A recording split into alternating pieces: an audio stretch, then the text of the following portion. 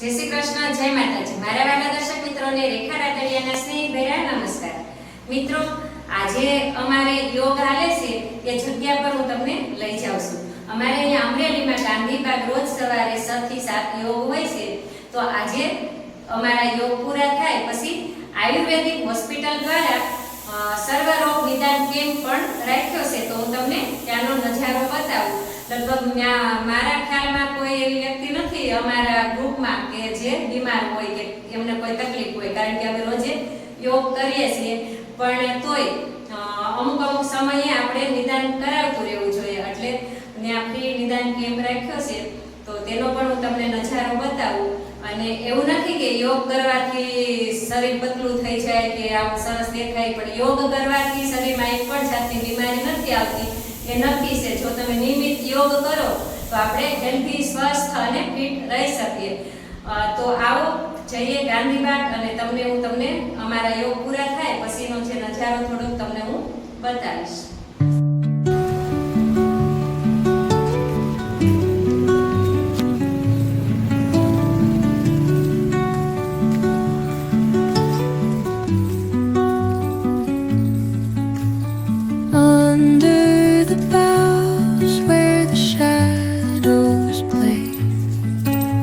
The wind hums songs at the break of day, whispering pines, secrets untold, carrying tales only the forest holds. Moonlight spills through the velvet dark, patterns, leaving its mark. The roots stretch deep, the earth's gentle sigh, a lullaby sung to the open sky.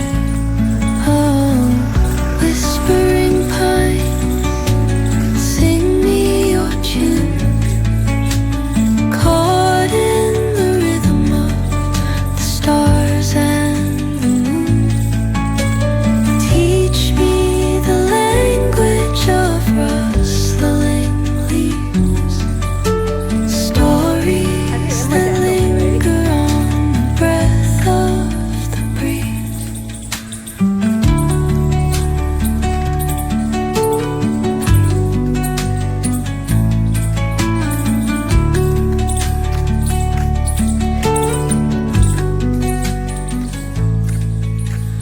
Mehta સાહેબ, આજના કાર્યક્રમ વિશે જણાવો। અમરેલીમાં ગાંધીબાગ ખાતે આપણા માનનીય વડાપ્રધાન શ્રી નરેન્દ્ર મોદી સાહેબના જન્મદિવસથી એટલે કે 17 સપ્ટેમ્બરથી 17 ઓક્ટોબર સુધી એક મેદસ્વીતા મુક્તિ યોગ કેમ્પનું આયોજન થઈ રહ્યું છે, જેની અંદર રોજના 85 થી 90 લોકો આ કેમ્પનો લાભ રહ્યા છે। 15 ઓગસ્ટ 2025ના દિવસે મોદી સાહેબે જ્યારે ધ્વજવંદન કર્યું ત્યારે આ ચિંતા વ્યક્ત કરી કે ભારત દેશ 2047માં વિકસિત ભારત તરફ આગળ વધી રહ્યો છે, પણ મોટી ચિંતા લોકોમાં જે મેદસ્વીતા જે રીતે વધી રહી છે તે બાબતની છે। તો દરેક લોકોએ આ બાબતે સાવધાન થવાની જરૂર છે, જેના અનુસંધાને અમરેલીમાં આ યોગ શિબિર જે ચાલુ છે, જેની અંદર સાગરભાઈના માર્ગદર્શન હેઠળ બહુ સરસ રીતે આ કેમ્પનું આયોજન છે। આજના કેમ્પમાં અમરેલીના કલેક્ટર શ્રી, અમરેલીના ડીડીઓ શ્રી તથા અમરેલીના બધા ડૉક્ટરોએ આજના કેમ્પનો સરસ રીતે લાભ લીધો છે। મેદસ્વીતા એ એવી કમાણી છે કે જે તમને ઉપયોગમાં નથી આવવાની। આવતું ભારત છે એ સમૃદ્ધ ભારત બનવા જઈ રહ્યું છે।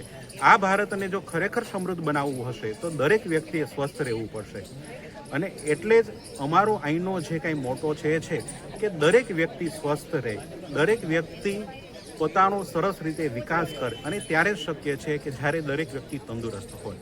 અને આના માટે થઈ અને મેદસ્વીતા કેમ ઓછી થઈ શકે, આ બાબતે જે કેમ્પ અહીંયા સરસ થઈ રહ્યો છે તે માટે સમગ્ર ટીમનો, યોગ બોર્ડનો ખૂબ ખૂબ આભાર સર।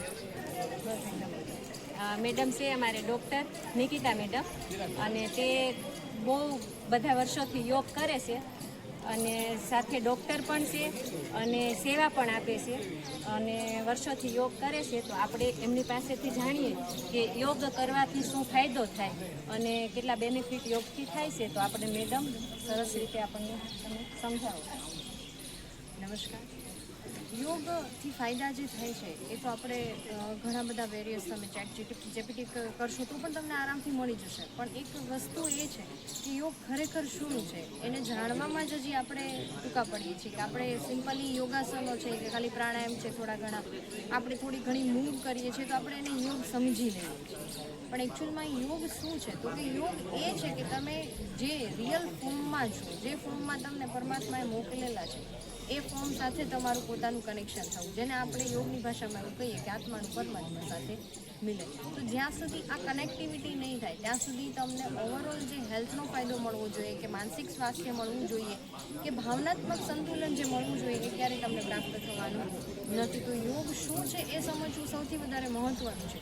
યોગ એવો એક જીવનશૈલી છે જે આપણો જીવનનો જ એક ભાગ છે કે આપણે એવી રીતનું જીવન જીવીએ, એવો મિતાહાર લઈએ કે જે સુપાચ્ય પણ હોય, સુસ્નિગ્ધ પણ હોય, સુમધુર પણ હોય અને બધા રસોથી યુક્ત હોય અને આપણી પ્રકૃતિ મુજબ, કારણ કે દરેક વ્યક્તિની પ્રકૃતિ પણ અલગ હોય છે, તો આપણી પ્રકૃતિ મુજબ આપણે આહાર લઈએ, આપણી પ્રકૃતિ મુજબ આપણે સવારની શરૂઆત છે એ દૈનિક યોગ અભ્યાસથી કરીએ અને આપણી પ્રકૃતિ મુજબ આપણી આખી દિનચર્યાને આપણે બનાવીએ ત્યારે આપણે પરફેક્ટ કે સંપૂર્ણ સ્વાસ્થ્યને પામી શકીએ. કારણ કે સંપૂર્ણ સ્વાસ્થ્યની જે વ્યાખ્યા છે એ WHO પણ કહેલું છે કે જે વ્યક્તિ શારીરિક રીતે, માનસિક રીતે અને ભાવનાત્મક રીતે સંતુલિત છે અને સ્વસ્થ છે એ જ વ્યક્તિ સંપૂર્ણ સ્વસ્થ કહી શકાય.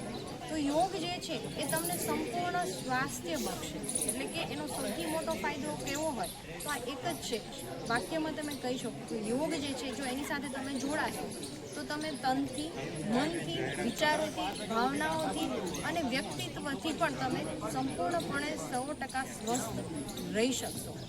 એક મારે કાલે જ મેડિકલ ટીમ સાથે વાત થઈ હતી તો એમનું મને 2 પ્રશ્ન મુખ્ય હતા જે મારે અહીંયા ઉલ્લેખ કરવો છે. એ લોકોએ મને એવું કીધું કે મેમ જીમ અને યોગમાં શું તફાવત છે? બંનેમાં ફિટનેસ તો જળવાય જ છે, તો એમાં શું થઈ જાય એમ કે ભાઈ યોગ બેટર છે કે જીમ? તો અહીં વાત સરખામણીની નથી થતી, પણ વાત અહીં એવું થાય છે કે જ્યારે ખરેખર તમે શું વધારે સારું છે કે શું વધારે બેનિફિશિયલ છે એ તમે જાણવા માંગતા હો છો તો હું તમને એટલું કહી દઉં કે જીમ જે છે એ માત્ર તમારા ફિઝિકલ બોડી ઉપર કાર્ય કરે છે અને યોગ જે છે એ તમારા 5 શરીર કહેવામાં આવે છે. એક તો સ્થૂળ શરીર, પછી છે 3 સૂક્ષ્મ શરીરો અને એક છે કારક શરીર. તો એ 5 શરીર ઉપર કાર્ય કરે છે. એટલે કે તમારા સંપૂર્ણ સ્વાસ્થ્ય માટે જો કંઈ પણ કમ્પલસરી હોય અને જો વધારે બેટર કંઈ કહેવા માંગતા હોય તો બેટર જે છે એ કમ્પેરેટિવલી ફાયદાના જે ઉપલક્ષમાં જોવામાં આવે તો ફાયદો જે છે એ તમને યોગાભ્યાસથી થાય છે. પણ યોગ્ય સારા નિર્દેશન જે યોગ નિર્દેશક હોય અથવા તો યોગ શિક્ષક હોય, યોગ કોચ હોય, એના પાસેથી તમે અગર સારી રીતે વ્યવસ્થિત રીતે તમારા જરૂરિયાત મુજબ જે તમે શીખો છો અને તમે તમારા જીવનમાં એને ઇમ્પ્લિમેન્ટ કરો છો 24 અવર્સ માટે થઈને તમારા વિચાર પણ પોઝિટિવ રાખો છો, તમારું ભોજન પણ તમે એ સારી ભાવના સાથે જમો છો, સાત્વિક અને સાદું ભોજન તમારા જીવનમાં તમે લો છો, નિયમિત રીતે તમે યોગાભ્યાસ કરો છો તો 110% તમારા 99% તમે રોગોથી મુક્ત રહી શકો છો, પછી એ શારીરિક હોય કે માનસિક હોય. Thank you.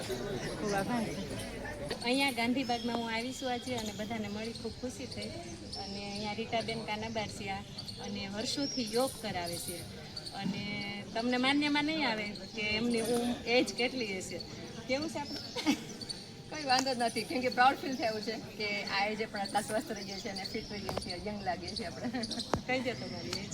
મારી એજ 52 છે અને મારા 3 બાળકો છે. તો આ ઉંમરે પણ આટલી સરસ આપણે ફિટનેસ જાળવી શકીએ બીકોઝ ઓફ યોગ અને એક્સરસાઇઝથી. ફિટનેસ આજે યોગ તો કરવાનું છે પણ સાથે સાથે નિયમિત કરવાનું છે તો જ આપણે આ ફિટનેસ મળે છે અને નિયમિતતા રાખીએ છીએ ત્યારે જ આપણને રિઝલ્ટ મળે છે. અને મેડમ ઘણા લોકો યોગ કરે છે પણ રિઝલ્ટ નથી, કારણ કે છે ને એમનાની એક્સરસાઇઝ એવું કરતા હોય છે, પણ તમે જે સિસ્ટમથી યોગ કરાવો છો ને એ તમે જાણો.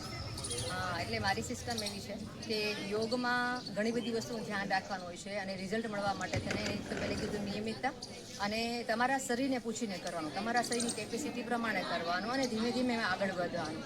તમે જેમ જેમ ફ્લેક્સિબલ થતા જાઓ છો તેમ તેમ તમારું શરીર વધારે વળે છે, વધારે સ્મૂધ થાય છે, તમારા મસલ સ્ટ્રોંગ થાય છે. તો એ રીતે તમે ધીમે ધીમે આગળ વધતા જાઓ છો એમ તમને વધારે રિઝલ્ટ મળતું હોય છે. અને એક છેલ્લો પ્રશ્ન મેડમ કે અત્યારે ખાણીપીણી બધી વધી ગઈ છે બહારની ખાવાની, બરાબર? તો તમે કંઈક હેલ્થ આપણી સારી રહે તો આપણે કઈ રીતનો કેવો ખોરાક ખાવો જોઈએ તેના વિશે થોડું. બસ જો આહાર વિશે જેટલું કહે એટલું ઓછું છે, પણ સૌથી મહત્ત્વની ટીપ એવું છે કે તો ઘરનો આહાર ખાઓ, બહારનું ભોજન જેટલું બનવું એવોઇડ કરીએ, એમાં શુદ્ધતા નથી.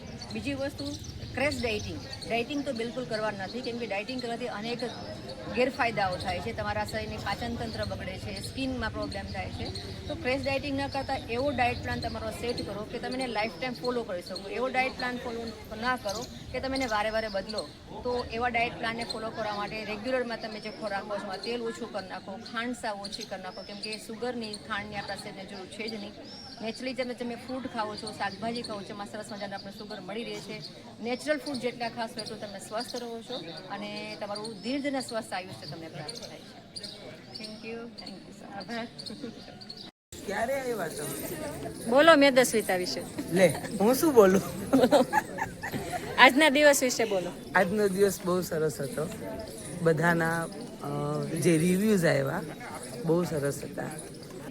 મિત્રો આ બધાય ઠેક ક્રાકસથી આવ્યા છે અને ક્રાકસ મારા પપ્પાનું ગામ છે એટલે આનંદ પણ વધારે થાય. અને આ મારા કમળાબેન છે, તે લીલિયાના યોગ ટીચર છે ને અત્યારે ક્રાકસમાં પણ તે લોકો યોગ કરાવે છે.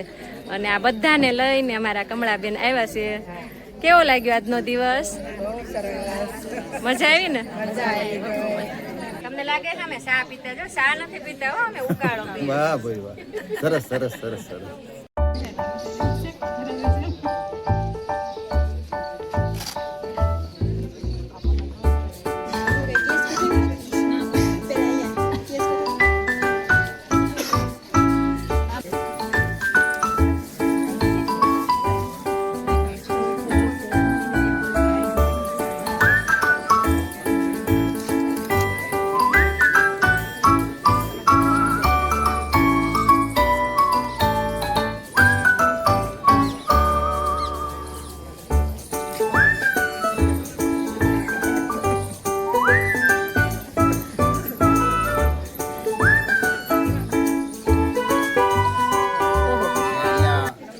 Okay, thank you.